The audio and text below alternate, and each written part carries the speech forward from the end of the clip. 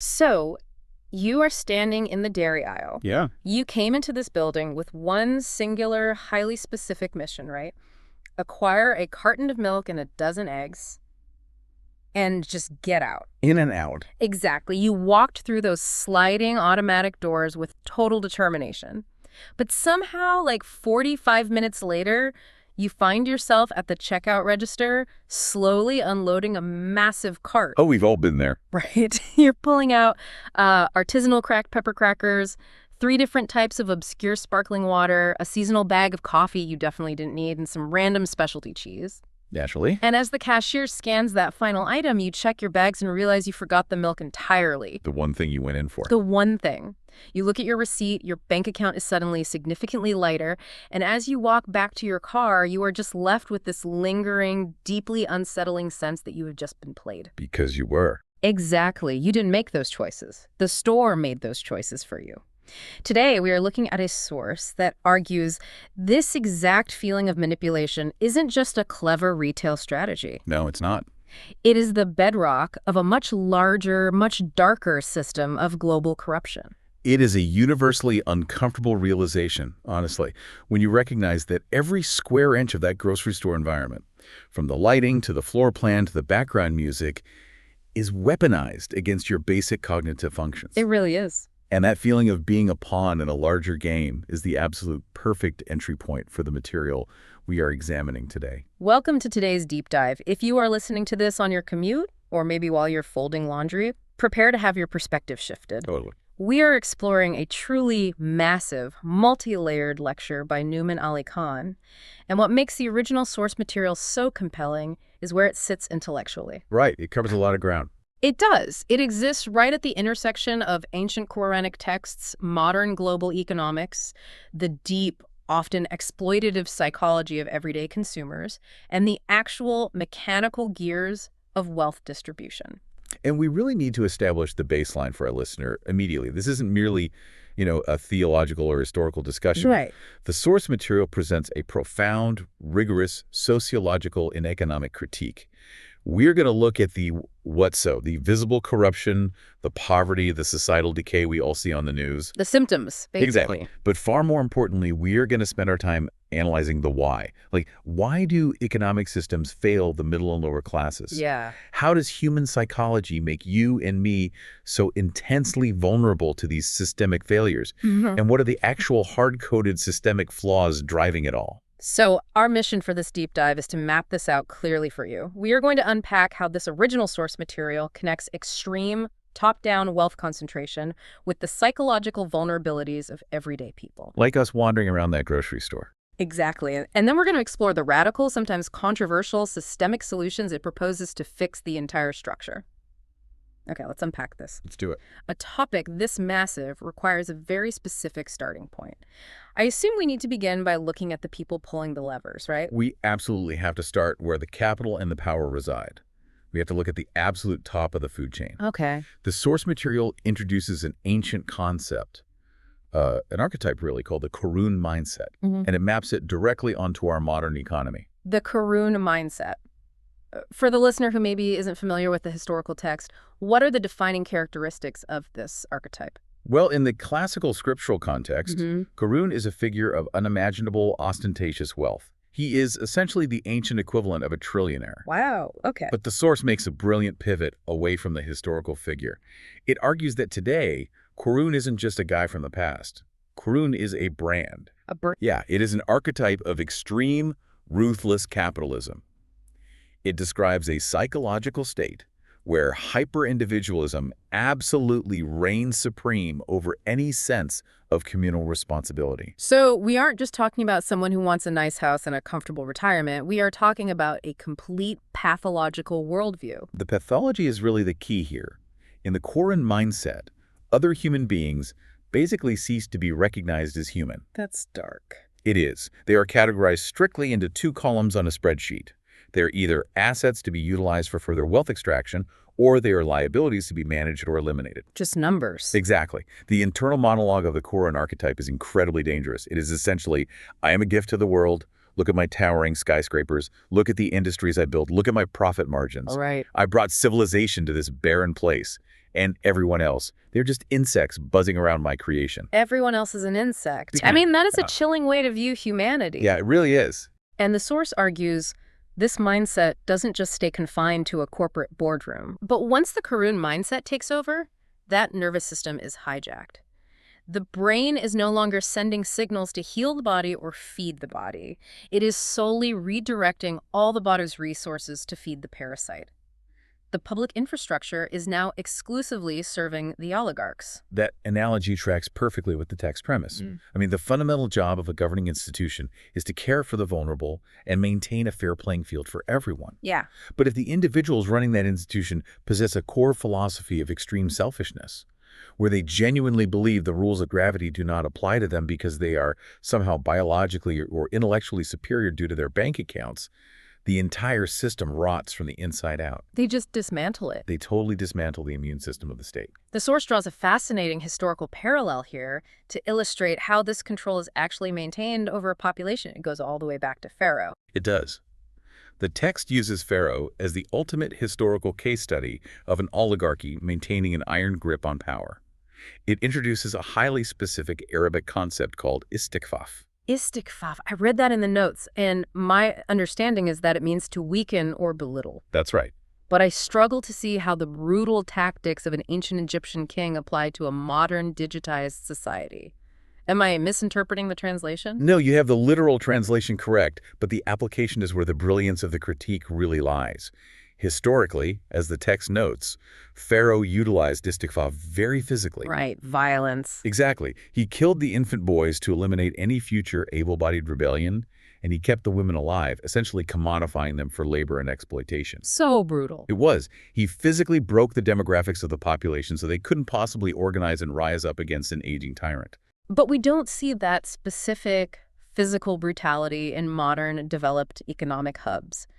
The oligarchs of today aren't, sending chariots to physically break the populace. So how does the source translate istikfaf to our current reality? This is where the critique gets incredibly sharp and relevant to the listener. The source argues that today, the oligarchy doesn't need a sword or a chariot. Right. The ultimate goal is identical, the complete paralysis of the population to prevent structural change. But the method has evolved to be totally frictionless. Frictionless paralysis. Yes. To paralyze men today, you don't kill them. You simply place them in front of screens. Oh, wow. You occupy their cognitive processing power so thoroughly and drug them with so much cheap dopamine that they are effectively neutralized as a political or economic threat. Just zoned out completely. Completely. Yeah. And for women, the modern equivalent of that ancient commodification is intense, relentless hypersexualization in the media and digital spaces. That is a heavy, sweeping critique of modern culture. The idea is that an entire society is essentially being pacified voluntarily. And that leads perfectly into what the source calls the distraction industry.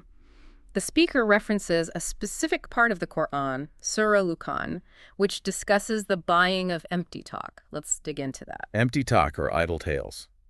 The source argues that the modern elite intentionally flood society with an endless, roaring river of this empty talk. Endless noise. And we aren't just talking about a few TV shows. Think about the sheer scale of the distraction architecture. Yeah. Massive sporting events dominating the news cycle, nonstop music streaming, endless series drops designed for binging. Right. And of course, the infinite algorithmic scroll of social media apps that are engineered by the smartest minds on earth to keep your eyes on the glass. Bouncing from a TikTok video of someone dancing to an Instagram reel of a recipe you will literally never cook, to a 3-hour football game, to a Netflix binge that autoplays the next episode before you can even find the remote. Exactly. There is never a single moment of silence. Your brain is entirely occupied from the moment you wake up to the moment you pass out with the phone on your chest. And the text proposes that this omnipresent noise is not merely a byproduct of a free market giving people what they want.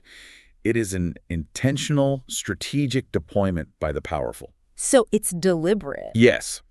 The elite possess the capital to buy and heavily promote these distractions to literally lead people astray from meaningful, threatening pursuits. Keep them busy. Right. If your mental bandwidth is constantly redlining, just trying to process cheap entertainment and manufactured internet outrage, you simply do not have the time, the energy, or the clarity to engage in meaningful industry. You're just exhausted. You can't build real generational wealth, and most importantly, you will never look up from your screen long enough to realize how fundamentally corrupt the economic system is, let alone organized to change it. It's the old Roman concept of bread and circuses, right? But digitized, hyper-personalized, and injected straight into our pockets 24/7. A perfect description. So we have this massive rigged game happening at the very top.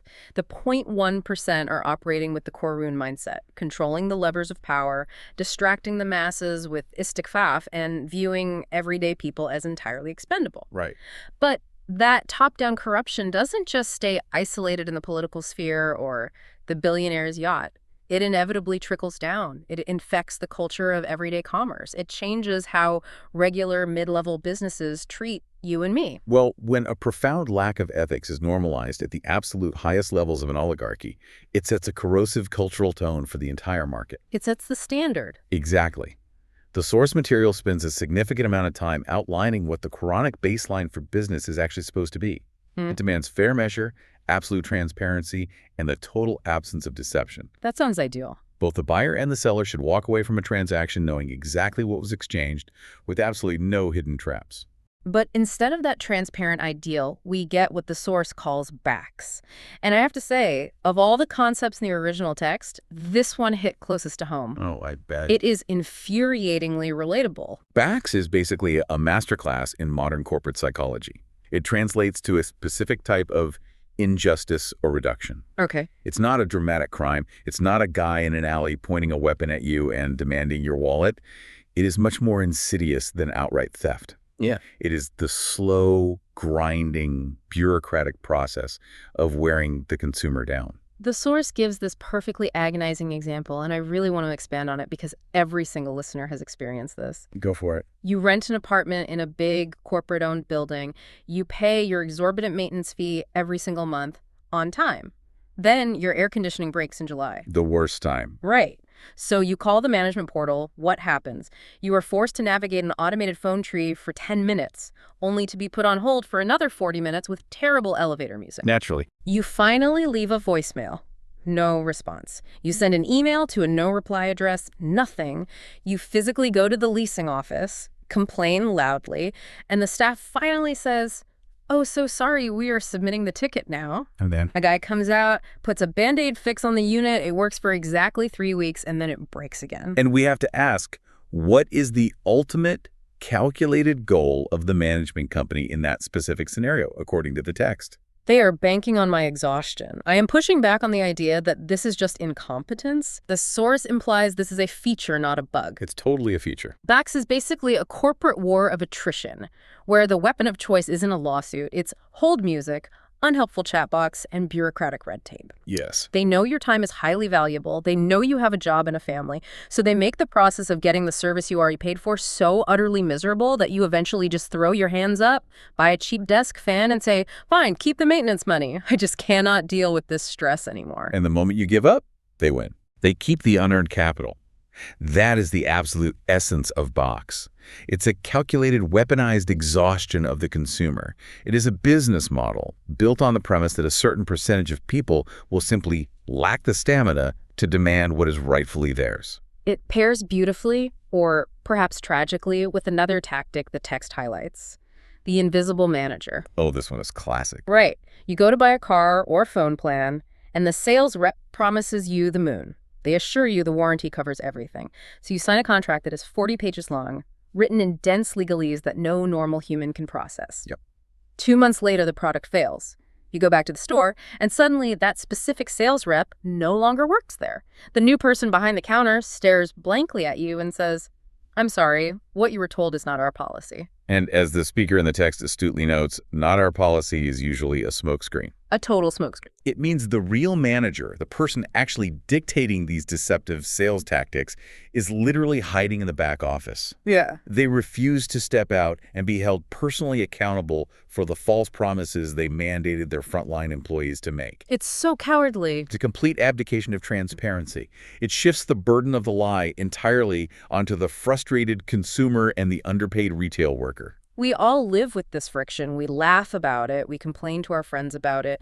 But the text elevates this from a customer service annoyance to a major sociological threat. It really does. It looks at the macro domino effect of a society that normalizes this constant low-level fraud. Because if we zoom out and connect this to the structural integrity of a nation, the implications are deeply alarming. Like, what happens when an entire society normalizes this kind of daily exploitation? Can't be good. It's not. The source points out a striking, deliberate structural detail in the Quranic text itself. It places the command, "Do not consume wealth falsely," which encompasses fraud, box, deception, and bribery, immediately adjacent to the command, "Do not kill yourselves." Wow. Placing "do not commit corporate fraud" right next to "do not kill yourselves" implies a massive, direct causal link. I want to trace that line. How does bad customer service lead to violence? The source argues there's a profound psychological breaking point. When human beings are constantly cheated, nickel and dimed by hidden fees, ignored by landlords, and forced into these endless wars of attrition just to maintain a basic standard of living, it breeds a deep, simmering, toxic frustration. You just feel so small. You feel entirely powerless. And that accumulated frustration eventually morphs into a desperate desire for revenge against the system. Because you feel completely helpless against the faceless, multi-billion-dollar corporation. You can't punch a phone tree. Right. You can't sue a holding company if you can't even afford rent. So that incredibly potent anger has to find a release valve somewhere. And the text suggests this is the exact mechanism that causes a society to see a sudden, inexplicable rise in violent crime. The economic injustice, the daily friction of box, it fuels a desperation that inevitably spills over into physical violence in the streets. That makes a terrifying amount of sense. The speaker in the source material even makes a rather grim, highly observant point regarding recent news. He notes that if the CEO of a certain major healthcare corporation, specifically referencing the tragic event with United Health, had deeply understood this ancient connection between systemic corporate stonewalling, denying claims, and the very real-world violence it ferments, he might still be alive today. I want to pause here and be extremely clear to our listener. The source material is using that real-world assassination strictly as an observation of systemic decay. Absolutely. The speaker is absolutely not endorsing violence or saying anyone deserves that fate. The point being made is about the boiling point of societal frustration. It is a warning that when you detach the corporate suite from the human suffering their policies cause, the blowback is eventually physical. It's a structural observation. Right.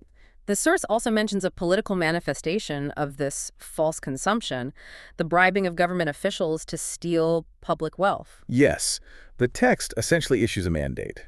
Do not wave your money in front of public officials to sinfully consume the wealth of the people. You simply cannot use your capital to buy the referees of the economy. The referees, I like that. And again, the source notes a fascinating contextual placement in the scripture. These verses demanding aggressively fair, transparent economics come immediately after the verses detailing the rigorous spiritual rules for fasting during the month of Ramadan. That is so interesting. Fasting in Ramadan followed in the very next breath by "don't commit corporate fraud and don't bribe judges." The theological and sociological implication is profound. Your private spirituality is entirely useless if it doesn't manifest in a fair, just, and equitable public economy. It has to translate to the real world. Exactly. You cannot starve yourself for God all month, performing intense physical acts of worship, and then go back to your corporate office on Monday morning and implement a new strategy of docs on your customers to boost quarterly profits. Right, the hypocrisy. The spiritual renewal of the individual must result in ethical business practices for the collective, or the spirituality is just void. Okay, so up to this point in the deep dive, the narrative is very comfortable for us. Oh, yeah. Right? It is incredibly easy to just point the finger upward. The Karun oligarchs are corrupt. The massive businesses are cheating us with hold music. The politicians are bought. And we, the everyday consumers, are just the innocent, noble victims of a rigged system. The good guys. Exactly. But this is the exact moment the source material does a complete 180-degree turn and flips the mirror right back onto our faces. It demands we look at the buyers. Yes. The source drops a hard truth. The consumers are also deeply, fundamentally corrupted. We are. And the massive corporate entities are fully aware of this. In fact, they fund entire wings of elite universities and spend billions of dollars analyzing our psychological flaws just to exploit them. The speaker in the lecture actually jokes about sleeping through his own business school classes, but he notes that the undeniable core of modern business education isn't product design, it is consumer behavior. The psychology of it. Exactly. It's advanced data analytics. It's tracking eye movements on a web page, analyzing click-through rates, A/B testing color schemes, and figuring out exactly how many times you need to see a targeted ad before your specific willpower inevitably breaks. There's this fantastic, highly illustrative anecdote the speaker shares to demonstrate how deeply commerce understands human weakness. Oh, the fabric store. Yes. He talks about being a little kid in Pakistan and his mom dragging him along to buy fabric at the market. Now, for anyone who hasn't experienced this, buying raw fabric involves standing in a sweltering shop, looking at hundreds of seemingly identical rolls of cloth for hours. For a young child, it is a form of absolute psychological torture. It is the dictionary definition of agonizing boredom. Totally. So the kid predictably starts whining. He's pulling on his mom's arm, complaining, doing everything in his power to get her to leave the store. Right. The store owner sees this happening, and the merchant, acting as a master psychologist, immediately identifies that this bored, whining child is the ultimate enemy of the sale. If the kid cries enough, the mom's patience snaps, she leaves, and the money walks out the door to a competitor. So what is the tactical move the store owner makes? Yeah, what does he do? He doesn't yell. He provides a small, comfortable chair for the child. He hands him a mesmerizing little mechanical toy, and he gives him a piece of chocolate. Ugh. In 3 swift moves, he completely neutralizes the threat. He distracts the child's cognitive processing, which buys him the uninterrupted time he needs to show the mother 5 more premium rolls of fabric and successfully close a massive sale. It's a brilliant tactical investment. The piece of chocolate is just a negligible business expense compared to the profit of the sale. Nothing, yeah. And the source uses this specific memory to explain that the entire modern marketing apparatus, the algorithms, the targeted ads, the notifications, is just a high-tech, billion-dollar version of that chair and that chocolate. It's the exact same thing. They are continuously studying us, probing our defenses, looking for our psychological weaknesses to neutralize our rational thought. And the text breaks down the specific human vulnerabilities that marketers target, using very precise, ancient Quranic terminology. Let's walk through them, because they are incredibly revealing. Let's do it. The first is just our basic biological weak willpower. The classic diet example. Exactly the one the text implies. You tell yourself, I'm on a strict diet, I'm cutting out sugar, I have a goal. You have rational intent. Right. Then someone puts a warm piece of chocolate cake directly in front of you. Your rational brain says no, but your immediate desire rationalizes, well, I'll just have one tiny bite. And suddenly you look down and the entire slice is gone. We've all done it. We are fundamentally biologically weak when faced with the friction of discipline versus the ease of immediate gratification. Marketers know this, so they remove all friction from buying, hence the one-click purchase button. If they make it easy enough, our willpower stands no chance. But they don't just target our lack of discipline. The text introduces a concept called jazu. I really want to dig into this one. What exactly is jazu? Jazu is a profound psychological state. It translates roughly to a deep sense of despair, chronic frustration, or a lingering sense of inner void. A void. Yeah. It is the feeling people get when they are exhausted by the mold in their apartment, the endless commute, or the soul-crushing drudgery of their job. For daily grind. Right. Advertisers are intimately aware of jazu. They know you feel empty, so they don't just sell you a product's utility. They sell you a cure for that existential void. As the source powerfully states, they aren't just selling you a shoe with a good rubber sole to protect your feet. They are selling you shoes to fill your soul. What? The implicit promise is always, buy this object and you will finally feel complete. You will finally be happy. Feel empty and unloved. Buy this luxury car and people will respect you. Feel invisible. Buy this expensive skincare routine and you will be worthy of attention. Exactly. It is literally the weaponization of our sadness. It's incredibly dark when you lay it out like that. What is the next vulnerability they target? They target the intertwined concepts of manu and tur, which relate directly to stinginess, an obsessive hoarding mentality, and the refusal to share wealth. Okay. This is the psychological foundation for the entire get-rich-quick industry that plagues the internet. Oh, the crypto bros. Exactly. The crypto pump-and-dump scams, the thousands of day trading courses sold by influencers standing in front of rented Lamborghinis. These schemes prey entirely on Manu and Tur, the desperate desire to hoard massive amounts of wealth rapidly without providing any real value to society and without doing the slow, steady work of building an honest business. It's the illusion of bypassing the system. And then we get to perhaps the most common, daily vulnerability, sheer, unadulterated impulsiveness. This brings us right back to my tragedy in the grocery store at the top of the deep dive. The source explicitly calls out the architecture of the grocery store to explain this vulnerability. Think about the layout. You go in with a rational plan, milk and eggs. Logically, as essential high-turnover items, those should be located right near the entrance for efficiency. Right. Where are they actually located in every supermarket on Earth? In the absolute deepest, darkest back corner of the store, you have to go on a geographical quest to find them. And on that forced quest, you have to walk past the bakery, pumping out the smell of fresh bread. You have to navigate the end caps featuring brightly colored sale items you don't need. Right. You walk past meticulously designed snack boxes. Every single aisle is a trap. The architects of the store know you don't think long-term. They know you crave the immediate dopamine hit. And when you finally survive the maze and get to the checkout line, exhausted from the micro-decisions of shopping, the candy bars and the gossip magazines are waiting right there, perfectly positioned at eye level. because your cognitive willpower is entirely depleted by the time you reach the register, you are in a state of decision fatigue, making you highly susceptible to an impulse buy. It's almost unfair. It is. The source makes a brilliant modern comparison here, likening this grocery store impulsiveness to the design of YouTube thumbnails. Oh, the digital clickbait. Yeah. The thumbnail says in giant neon letters, "You won't believe what happens next," accompanied by a picture of a creator making a totally exaggerated screaming face with a red arrow pointing to nothing. Yes. Your rational brain looks at that and knows, objectively, it is garbage content. You have a Zoom meeting starting in exactly 5 minutes, but your primitive brain just compulses your finger to click it. That thumbnail is the digital candy bar at the checkout line. It is a piece of media engineered solely to exploit human impulsivity. So true. But the text doesn't stop at impulsive buying. It goes much deeper into a darker, more concerning psychological state called shu. We need to spend some time on this concept because it is incredibly prevalent right now. Sure. I want a really robust definition of this. How does the source define shu in a way that separates it from just being a little selfish? Shu is described as an extreme, calcified, almost pathological selfishness. Okay. The ancient linguistic imagery used is of a piece of land where no water can possibly flow. It is completely, utterly barren and hard.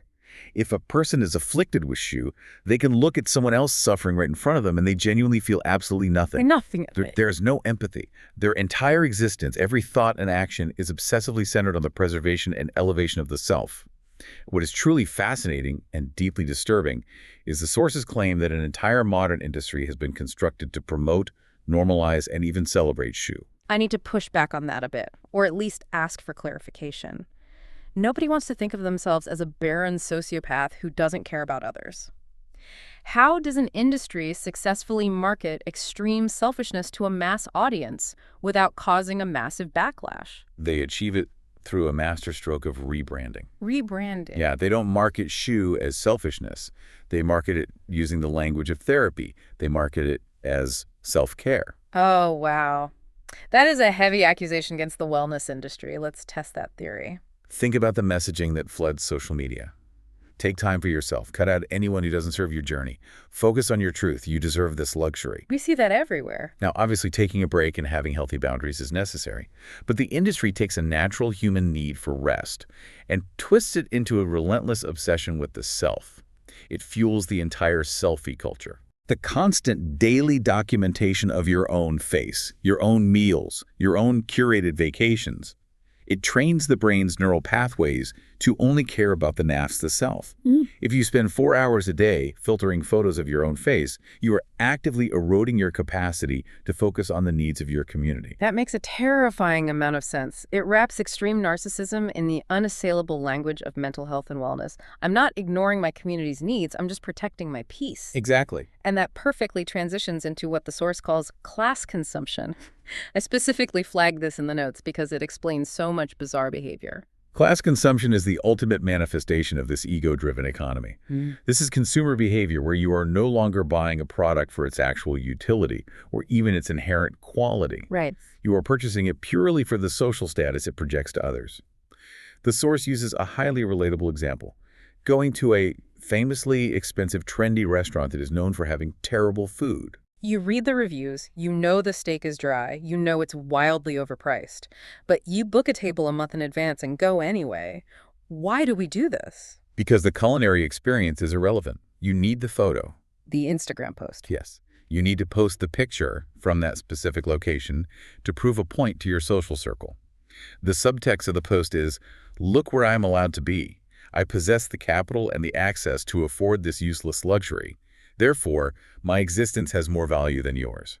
Which brings us to the final two psychological terms the text highlights as the engines of consumerism, muqtal and fakur. Let's break these down. These two concepts operate in tandem and essentially define the modern digital era.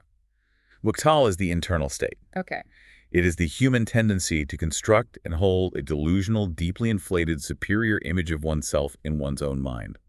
You convince yourself you are fundamentally better looking, vastly smarter, and significantly more important than objective reality suggests. We all have a coworker or a relative who embodies muqtal. They are the main character of the universe. And fakur is the external action required to maintain that delusion. Fakur is the compulsive, desperate need to demonstrate that imagined superiority to others. It is the drive to show off, to force other people to acknowledge your greatness so that your fragile, delusional self-image doesn't shatter. And the source points out how massive sectors of the global economy cater entirely to servicing muqtal and fakur. Entire industries exist only because of these two traits. Extreme, unnecessary plastic surgery, complete physical makeovers for social media, excessive displays of branded luxury clothing. It's all about signaling. Yes. The source makes a brilliant, piercing observation about the modern iteration of this. The new currency of this superiority isn't always dollars in a bank account. It is engagement metrics. It's follower counts. I have 300,000 followers on this app, and you only have 200. Therefore, I am mathematically, objectively superior to you as a human being. The likes, the retweets, the fire emojis in the comments, that is the high-octane fuel for fakur.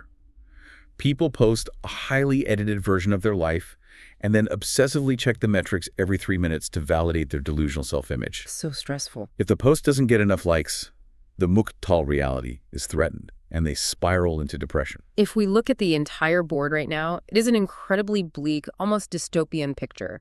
We have the Karun oligarchs at the top, viewing us as insects and crushing us with the exhausting friction of box. Right. And at the bottom, we, the consumers, are greedy, impulsive, obsessed with our own faces, and constantly trying to prove we are better than our neighbors through empty, status-driven consumption.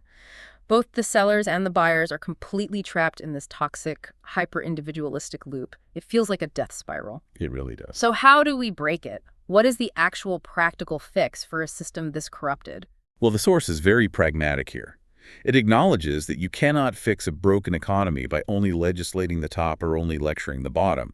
You need a systemic, multi-tiered shift. Okay. And that shift has to start with the profound disruption of the individual consumer's mindset.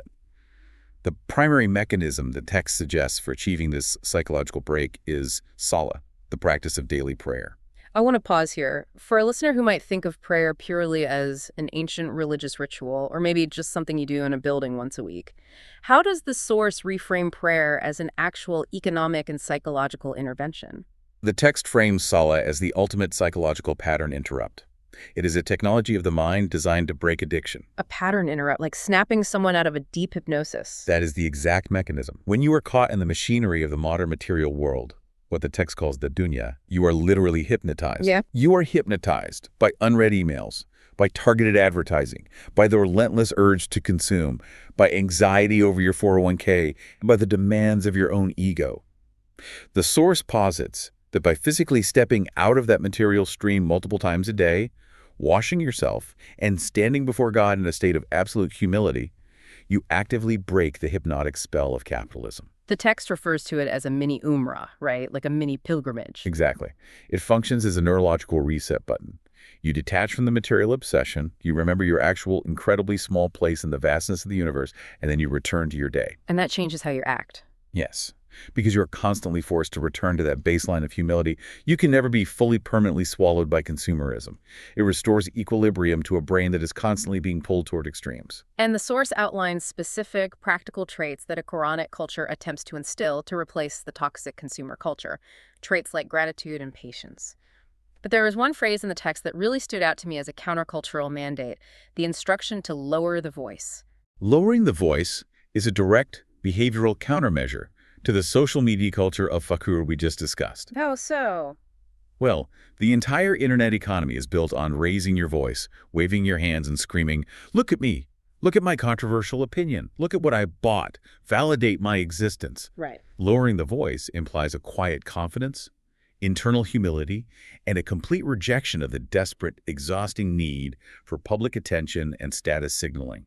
It also dives into the practical application of teaching kids financial literacy from a spiritual perspective. Not just the math of how to balance a spreadsheet or invest in index funds, but understanding the core concept of tabzir. Tabzir, yes, which translates to wastefulness. Right. It's about teaching a child the fundamental psychological difference between buying something because you genuinely need it or will truly enjoy its utility versus buying it purely to show it off and induce envy in someone else. And here's where the text makes a crucial philosophical distinction.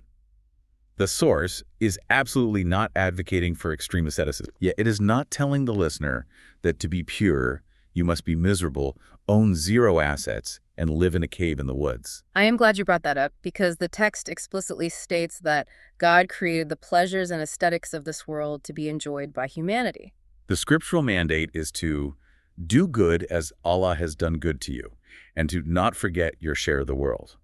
The ultimate goal of this system is not enforced poverty.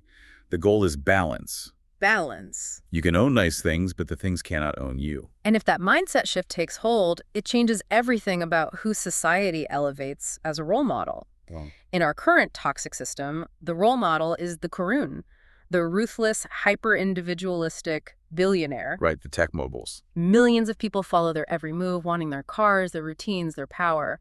But if this spiritual and psychological shift happens, the cultural role model becomes the balanced person. When a society looks at a balanced person, someone who is deeply grateful, patient, financially responsible, who enjoys the beauty of life but isn't obsessed with showing off on the internet, they recognize true mental health. They see the peace. Exactly. They say, wow, that person has real, unshakable peace. I want that harmony. They stop trying to emulate the exhausting, endless consumption of the billionaire class. I want to look at the macroeconomic impact of that. What actually happens to the market when millions of individuals make that psychological shift away from status consumption? The math is straightforward, actually. People stop blowing their disposable income on depreciating status symbols to impress strangers. Yeah. They start saving their capital. Right. Those collective savings turn into capital pools for real investments in productive businesses. And according to the source, this naturally creates an economy that operates within the golden mean, a highly stable, balanced economic engine that avoids the wild, destructive extremes of hyperinflation bubbles or crushing debt-fueled recessions. Okay, that makes perfect logical sense on an individual psychological level. If we all become more balanced, the demand for toxic consumption drops. But I have to play devil's advocate here and push back on the source's optimism. Yeah. Individual mindset shifts and daily prayer are beautiful concepts, but we're still dealing with a physical world where massive entrenched wealth disparity already exists. The oligarchies own the infrastructure. Does the source offer any actual mechanical systemic solutions to break up that concentrated wealth, or is it just relying on everyone deciding to be nicer? It absolutely offers mechanical solutions. This is where the source material transitions from consumer psychology into hard, systemic, and sometimes highly controversial law. Okay. But before it introduces the solutions, the source sets the stakes by outlining exactly what happens at the absolute bottom of a society if that oligarchy isn't dismantled. The grim progression of societal collapse. How does the text map out the stages of a society falling apart? It maps it as a cascading, inevitable series of systemic failures. When the 0.1% hoards the vast majority of the capital, the middle class naturally shrinks and poverty explodes at the bottom. The wealth gap. Right. The cost of living rises while wages stagnate. People can no longer afford basic necessities like rent or groceries. So What is the very first mechanism they turn to for survival? Credit cards. Debt. Exactly.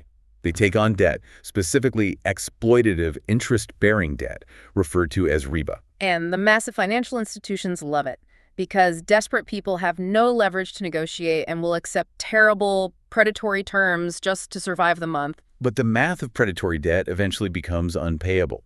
The intense financial stress begins to crack the foundation of the society, the family unit. Yeah. Marriages break down under the weight of poverty. People are evicted and thrown onto the streets. To survive this brutal reality, the text notes a historical rise in prostitution, or zina. Because basic biological survival and desperation override all other moral concerns at that point. From there, the society sees an explosion in theft. People are robbing convenience stores, stealing catalytic converters, breaking into homes just to feed themselves or pay off the debt. Just to survive. But when you have widespread theft, eventually a homeowner or a store clerk stands in the way, and that inevitable friction leads to murder. So the timeline goes from predatory debt to broken homes to theft to violent crime. It's a direct line. And it scales up structurally. Disorganized street theft evolves into highly organized crime syndicates and gangs that basically replace the failed state. Wow. Living in this chaotic, violent reality is so deeply traumatic that the population seeks any form of chemical escape, leading to widespread drug and alcohol abuse epidemics. And finally, looking for a miraculous mathematical way out of the trap, they turn to gambling and lotteries. It is a total top-to-bottom collapse of societal morality. As the speaker in the text points out, in a society where Karun's ruthless capitalism is the only functioning reality, being a good, honest person doesn't pay the skyrocketing rent. No, it doesn't. Morality loses its practical value. Yeah. So we know the stakes. How does the Quranic system legally dismantle the Karun at the top to prevent this collapse at the bottom? The text points to the law of inheritance as the first massive systemic tool. The inheritance laws are fascinating because they function as an automated wealth dispersal mechanism. Let's run a thought experiment to contrast systems. Let's use the source's historical example of the Rockefellers or the Rothschilds. Or we could use a modern equivalent like a tech-centy billionaire. Under standard Western capitalism, how does that massive wealth move when the patriarch dies? Well, under standard trust and estate law, a billionaire can leave their entire $100 billion estate to one single heir, or more commonly, bundle it into an impenetrable trust that keeps the wealth entirely consolidated. Right. That capital is invested, and it grows exponentially over generations. You end up with a great-grandson who has never worked a day in his life, but he's born a multi-billionaire, controlling vast, vital sectors of the national economy.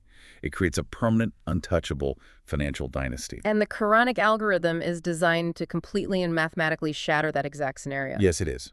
It strictly mandates the division of wealth upon death. A person cannot legally leave their entire fortune to one favored child or a single trust.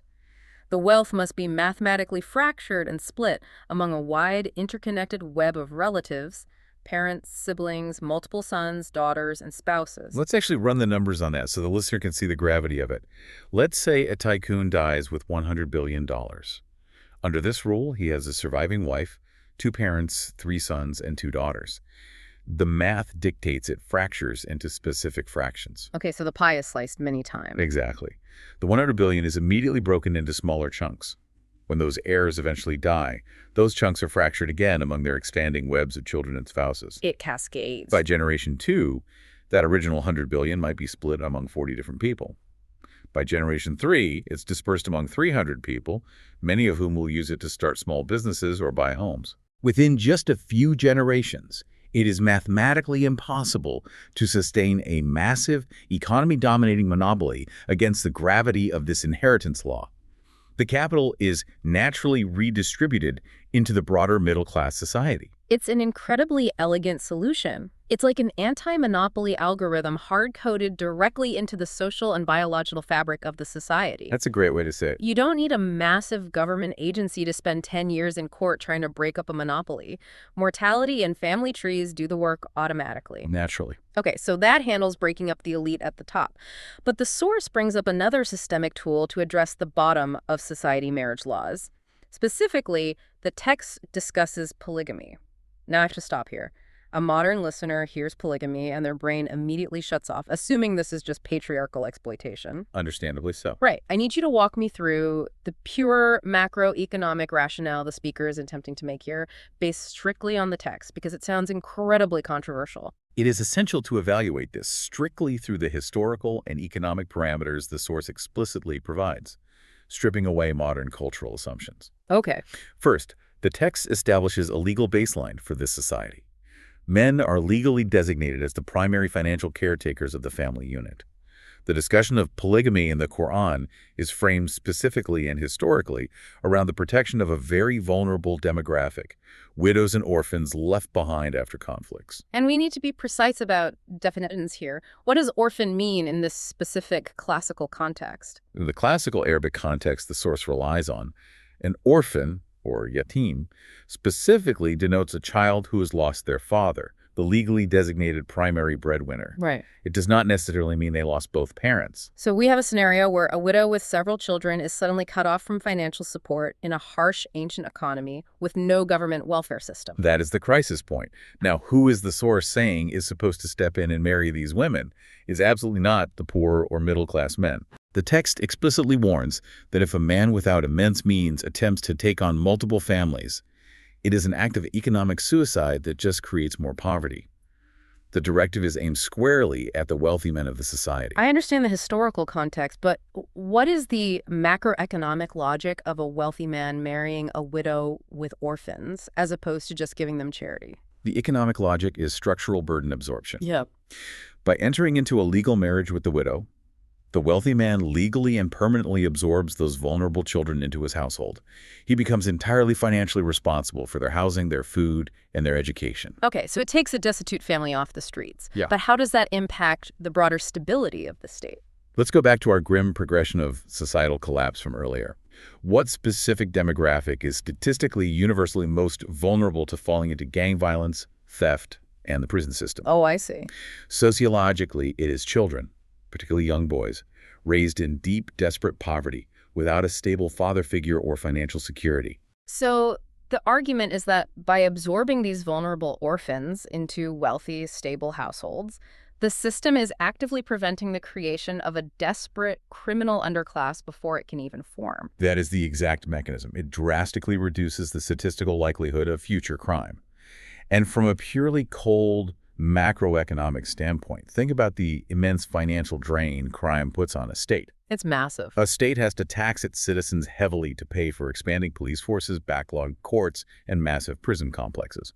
High crime destroys local property values and completely drives away foreign and domestic business investment. So the source's argument is that this highly specific marital structure acts as a privatized social safety net. It forces the wealthiest citizens to directly fund and manage the care of the most vulnerable, which saves the state massive amounts of tax money and stabilizes the entire economy. That is a fascinating economic reframing of a controversial topic.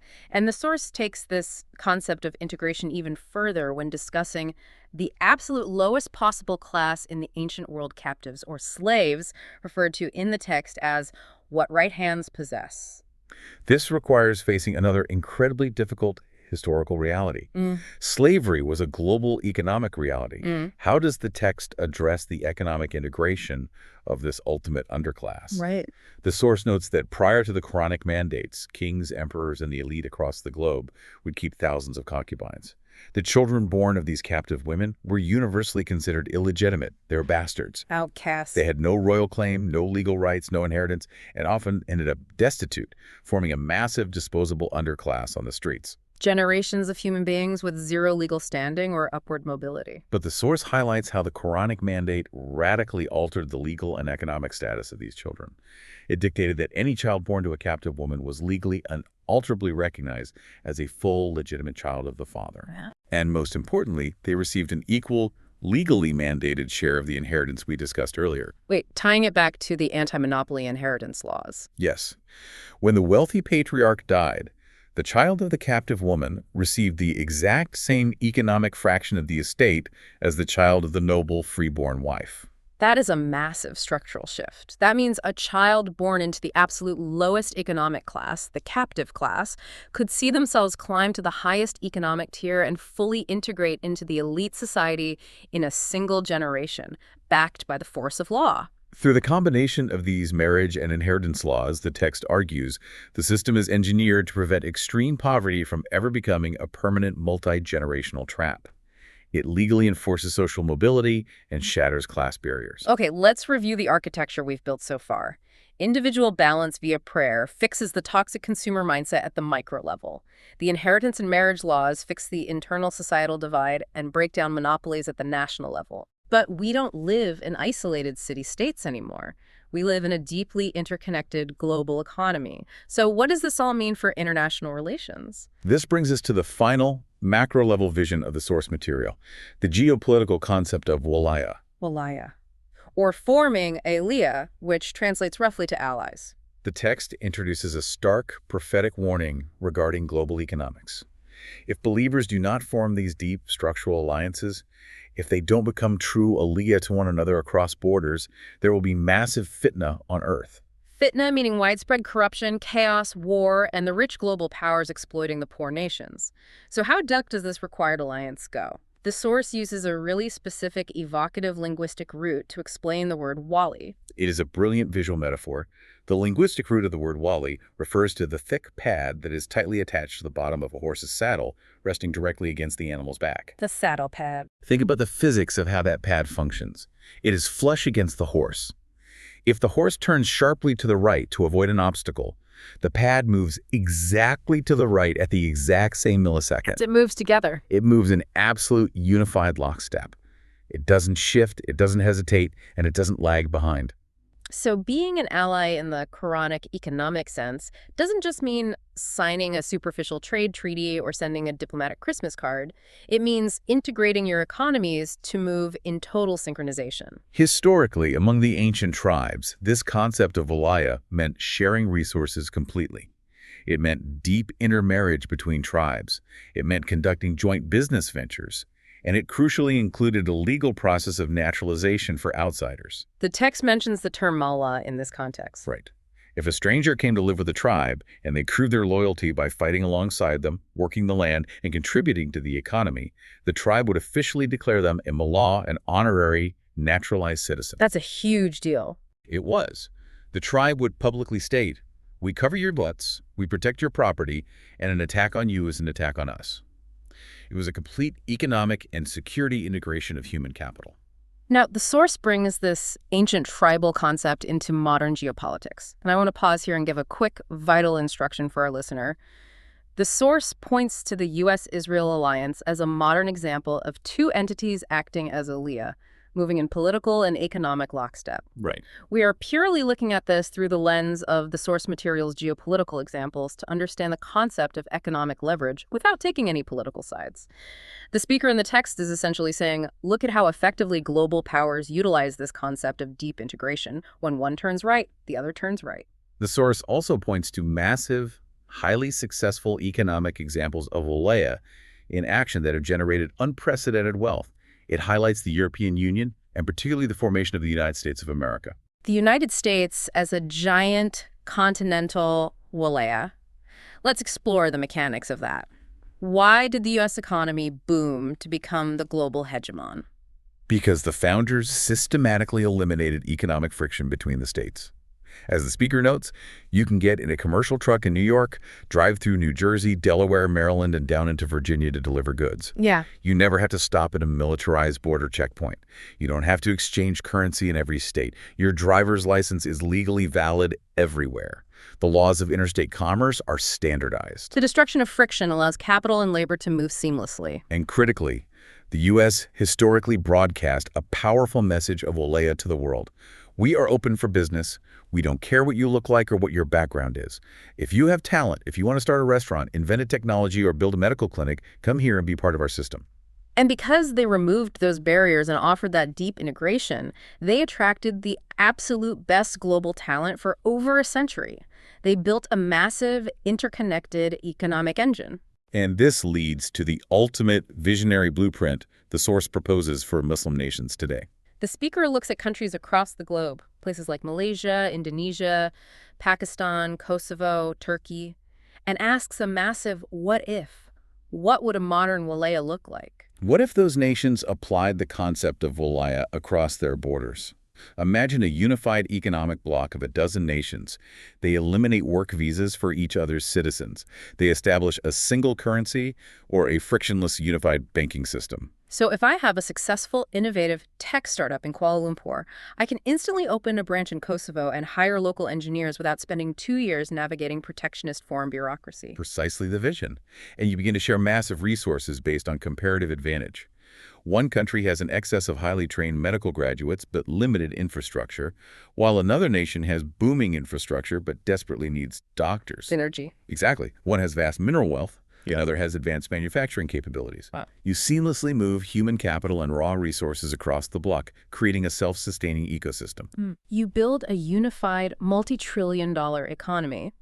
And the source argues that the primary ultimate benefit of this massive integration isn't just internal wealth generation. It is global defense. It is the concept of economic deterrence. This is perhaps the most crucial geopolitical point in the text. We traditionally think of global power strictly in terms of military might, aircraft carriers, drones, and troops. But the source argues that in the modern era, true unassailable power is economic leverage. It uses the modern example of China's rise to illustrate this. The Texas door salesman anecdote. I love this example because it grounds international trade theory in everyday life. Let's walk through it. It perfectly illustrates the mechanics of modern power. The speaker in the lecture is remodeling a house in Texas and goes to a local supplier to buy a specific set of doors. Okay. The salesman looks at his computer and says, I only have 3 left in stock, and I can't get any more for 6 months because of the new trade tariffs and supply chain issues with China. And the speaker points out the profound reality of that moment. China does not have a single soldier stationed in Texas. They aren't dropping bombs on Dallas. They haven't fired a single shot. Not one. But because they have integrated themselves so deeply into the global supply chain, they wield immense tangible power over a guy just trying to run a small remodeling business in the middle of America. That is the absolute definition of economic deterrence. If China decides to stop trading or slows down their shipping lanes, the entire world economy gasps for air.